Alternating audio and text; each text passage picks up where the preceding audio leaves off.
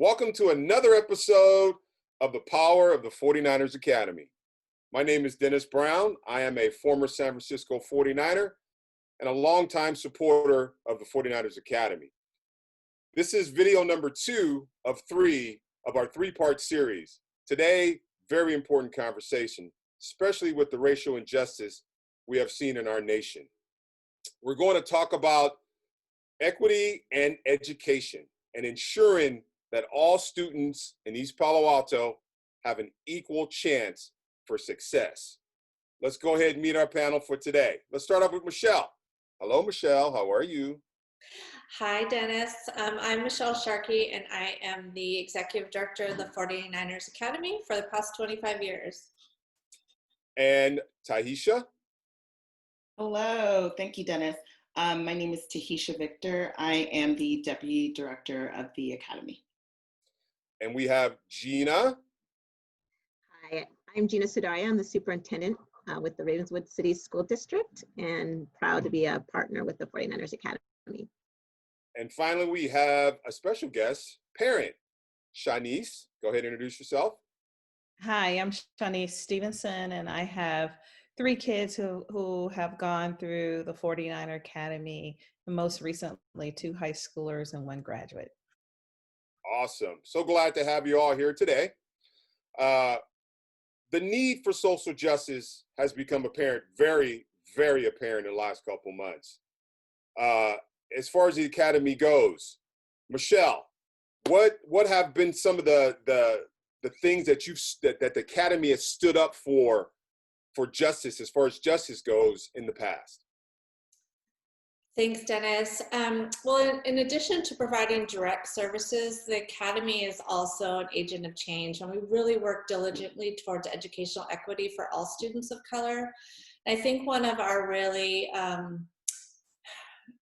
one moment in history that stands out to me is back in 2013, the Academy really advocated for this Sequoia Union High School District to really halt the practice of dividing, assigning, and busing kids from East Palo Alto to 4 different high schools.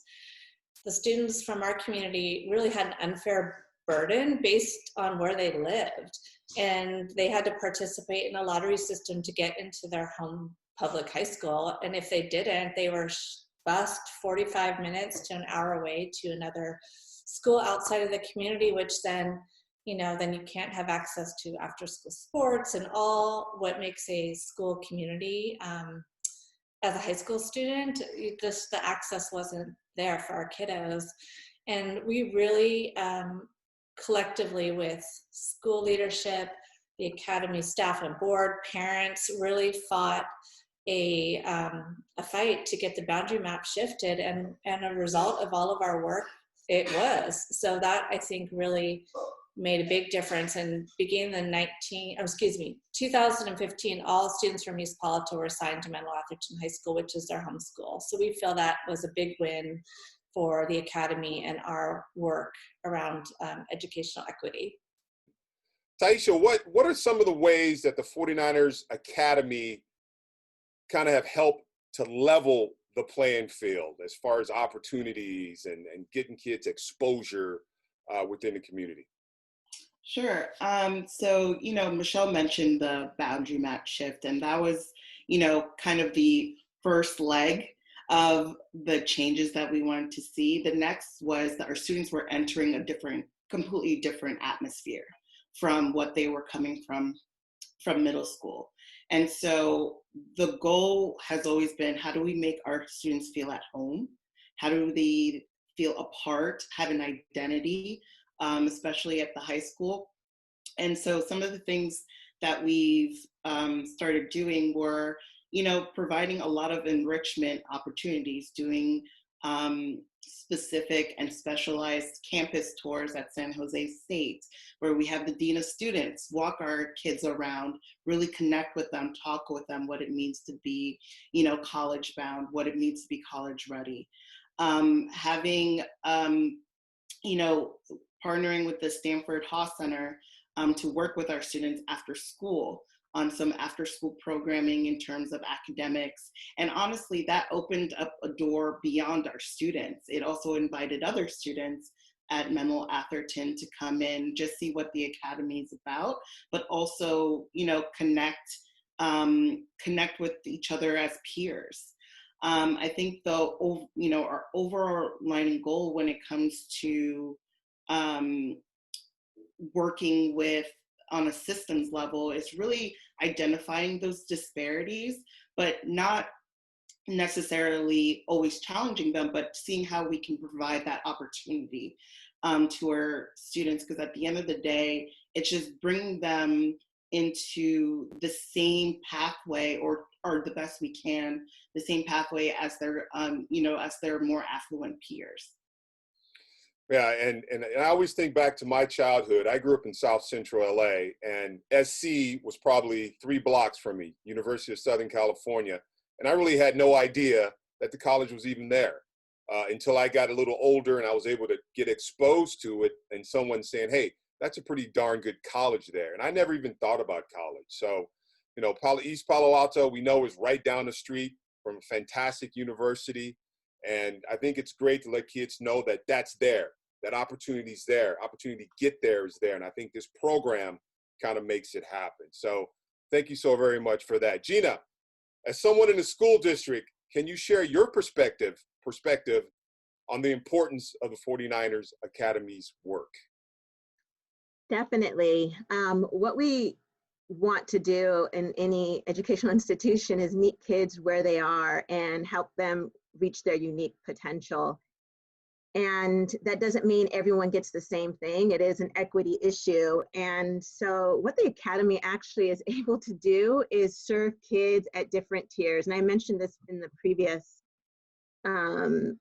episode, but it's really critical because the Academy is able to provide that tier 1 support. So helps the Ravenswood Middle School build a positive school climate where everyone feels included, and opportunities for assemblies to showcase the positive things that students are doing and to make it a place that's very inviting, right?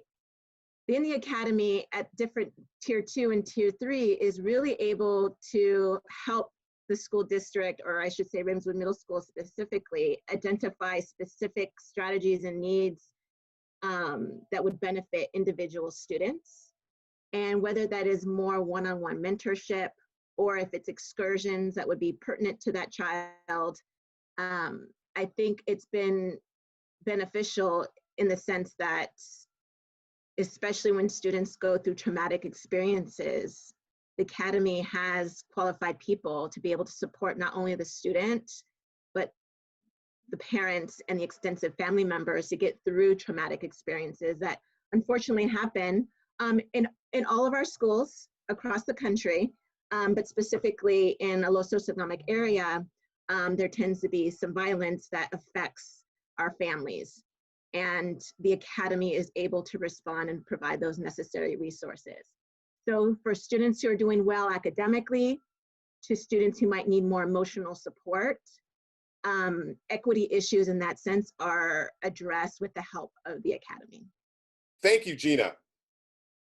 Shanice, from a parent's perspective now, what have you seen in the school as far as leveling the playing field for your children? For my kids, what the 49ers has done is, in middle school, it was wonderful because it was closely embedded into the school. So our kids got opportunities to see a different world, to play different sports, to interact, to have incentives, to continue the learning in the classroom. And it just gave them some opportunities that to not just see what's in front of them, but to see further along, like college or conferences, or to hear leaders speak. But I think at the high school level, where I see inequities being challenged is, I would say that our primary person, also known as a case manager, I get to talk to them about the inequities that I see.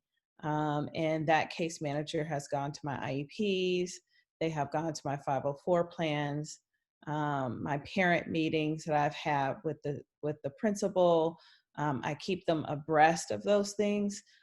just because I do see the inequities look a little different at the high school level. And I think culturally, our community is built on relationships. It's actually technology is a tool, but what really drives our involvement, what really drives our knowledge is relationships.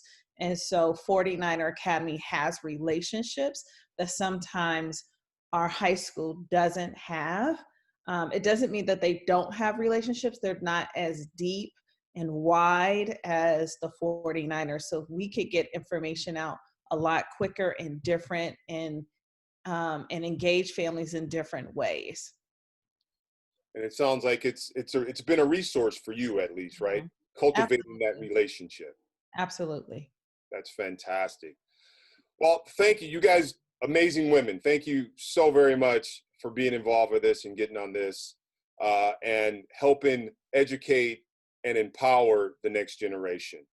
And if you want to see more ways or get involved with this, this is an incredible program and it's doing incredible work. Please visit 49ersacademy.org and get involved and get in the game and help the community, help, like I said, the next generation, and be part of this big thing because it's been great for me. So with that, I thank you ladies again for being a part of it and have a fantastic day.